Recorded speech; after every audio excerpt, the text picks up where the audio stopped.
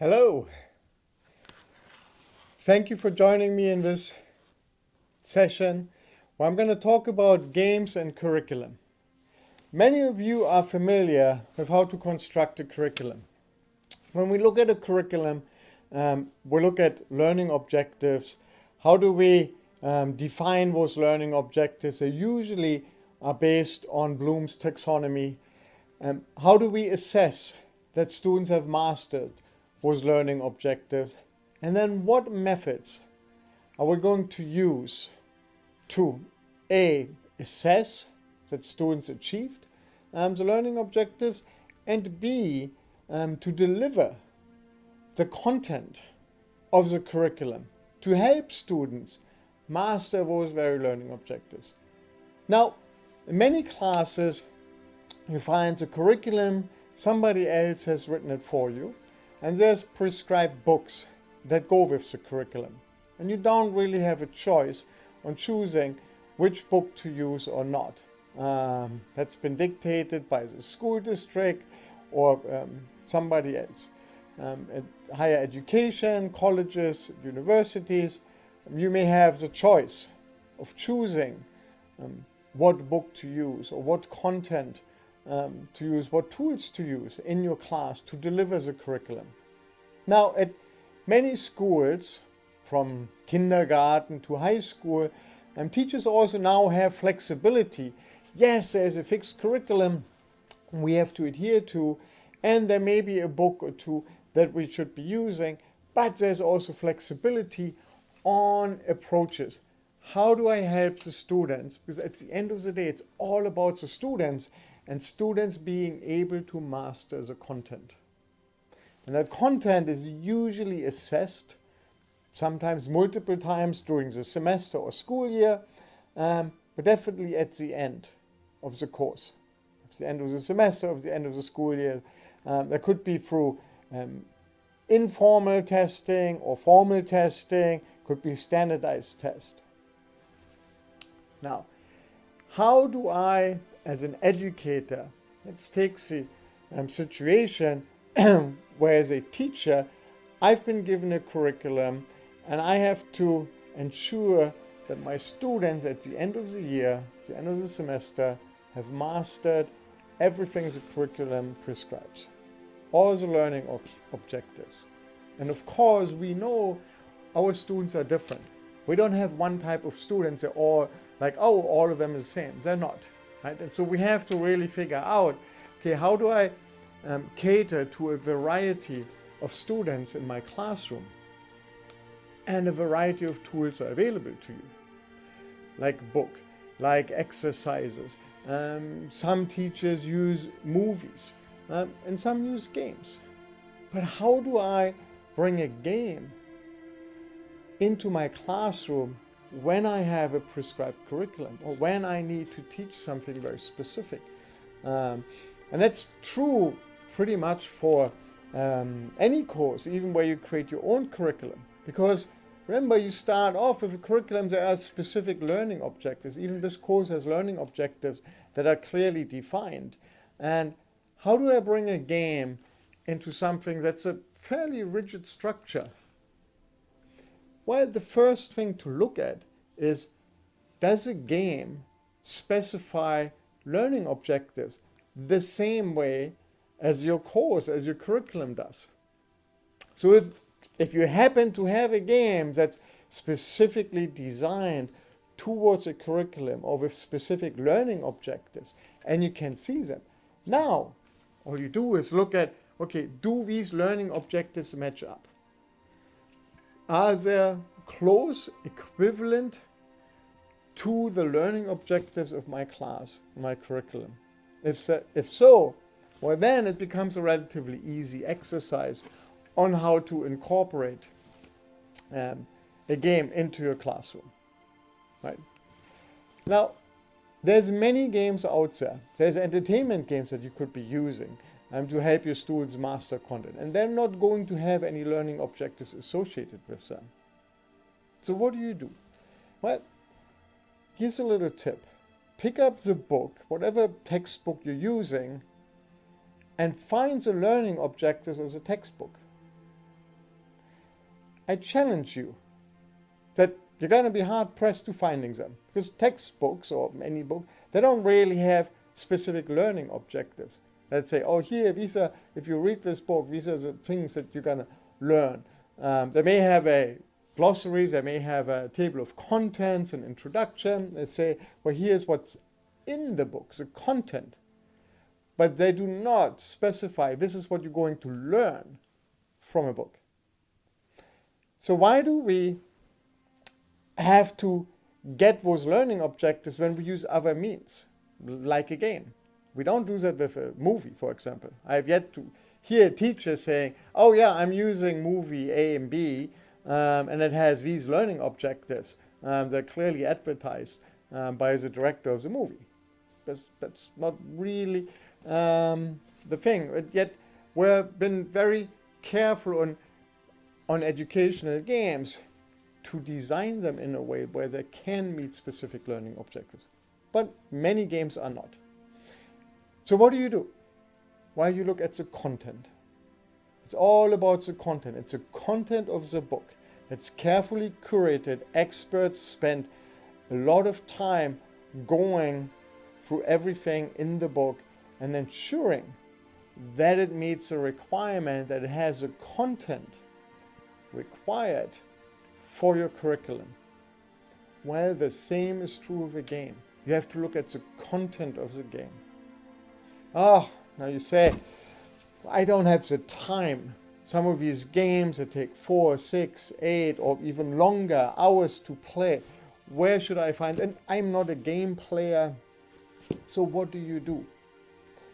Well, very simple. You could see if somebody created a video. Many games have videos today available for them where somebody's walking through, playing the game, and talking loud on what it is they're doing. So see if you can find a video, a walkthrough video of the game or games that you're thinking of using.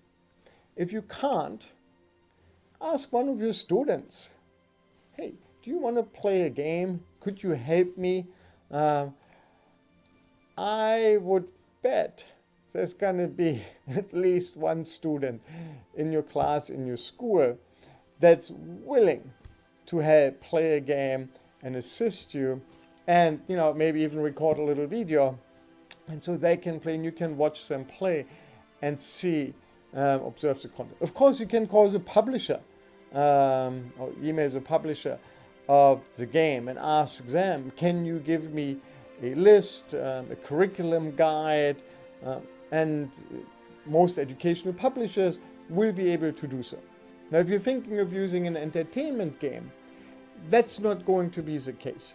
So, for example, if you're thinking of, I'm going to use Civilization, it's a great game and can be used really well in educational setting, especially geography, for example.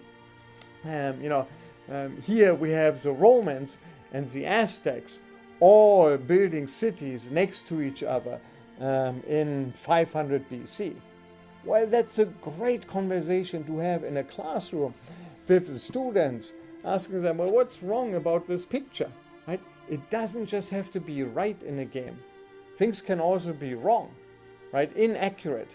There's a lot of games that claim they're historically accurate, but when you really look at them, there's some creative freedom that was used to move things around, to move buildings just a little bit. The street, that's not quite where that street is, or where this church is.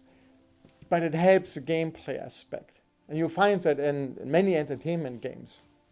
And so now the question comes to, well, what is not accurate versus I'll play this game, everything you see here is accurate. Right? And so it's a different kind of conversation you can have.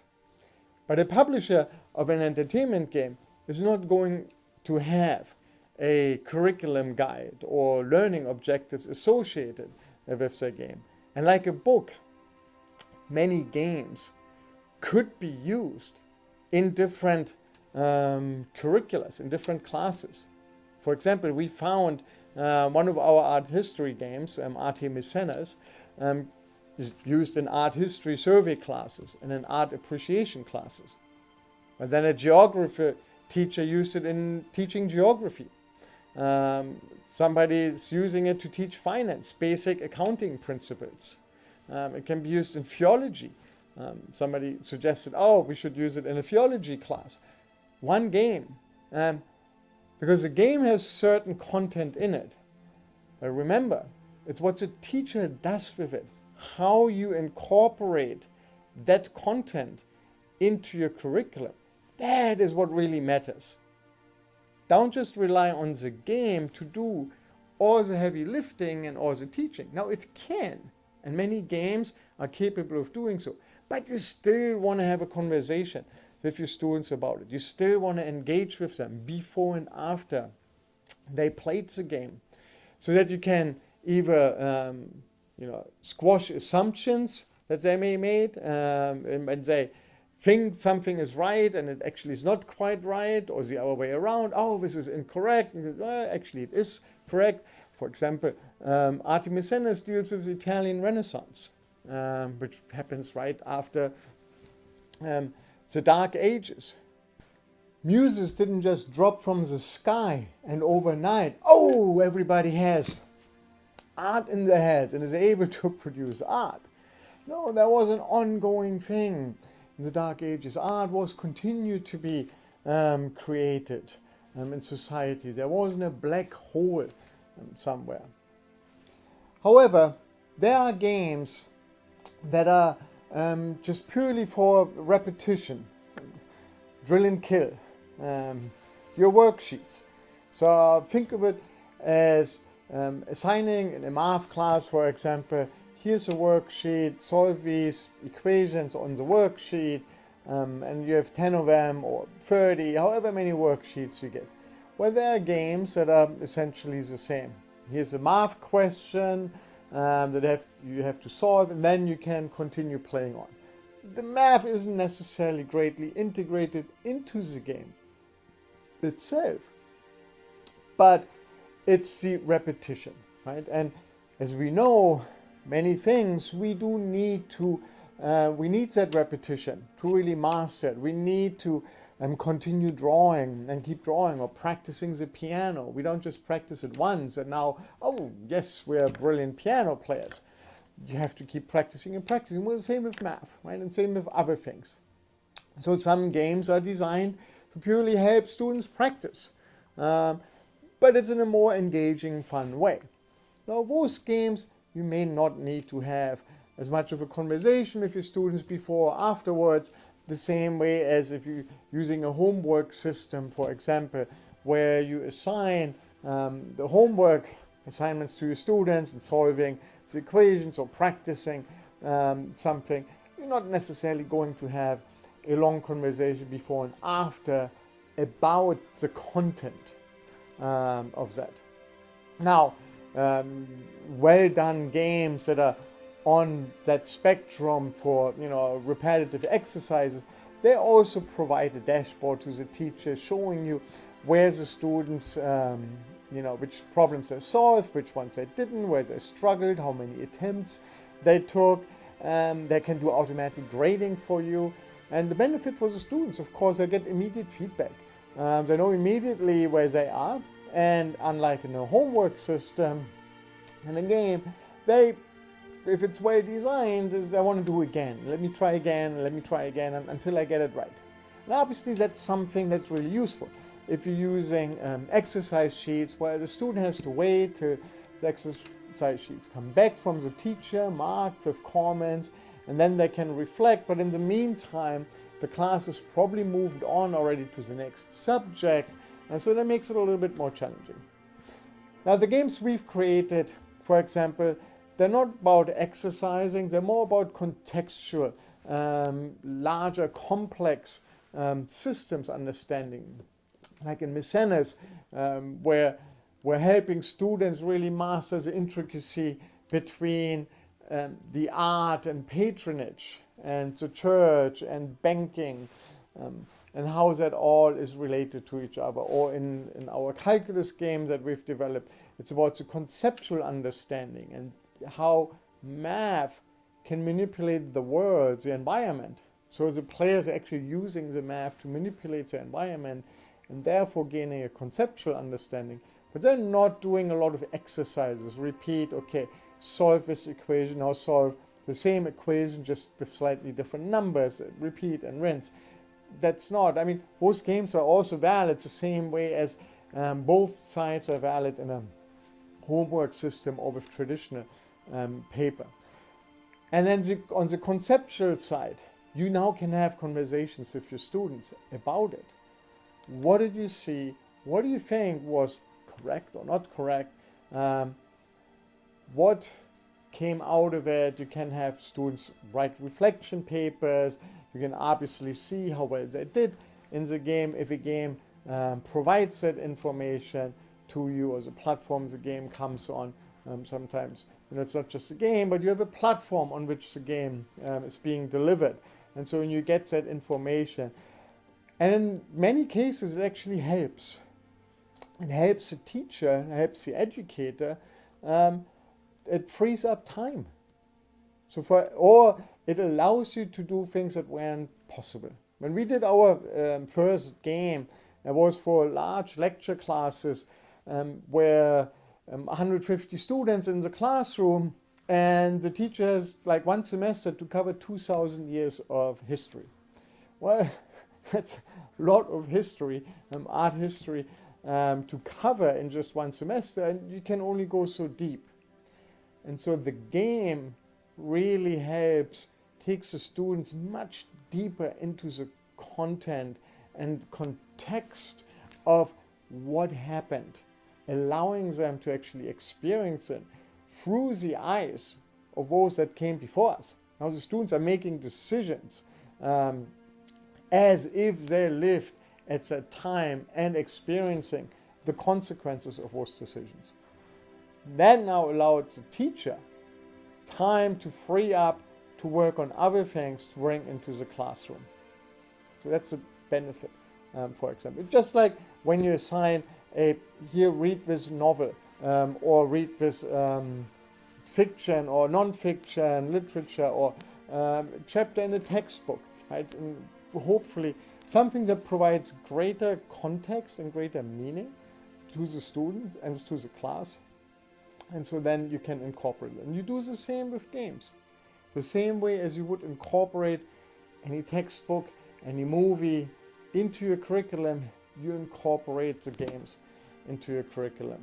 You look, how does the content fit? What conversations, what meaningful activities could I have my students do? And you're going to hear from educators different ways of how they've used games in their classes, in their curriculum. And hopefully will help you really integrate the games into your curriculum. I hope this has been very helpful to you. Please leave your comments and have a most wonderful rest of your day. And with that, as always, if you like the video, please hit the like button. If you like the channel, please subscribe and leave comments. Tell us, what do you like to see? Who do you like to hear from? So we can hopefully create those videos for you. Have a wonderful day.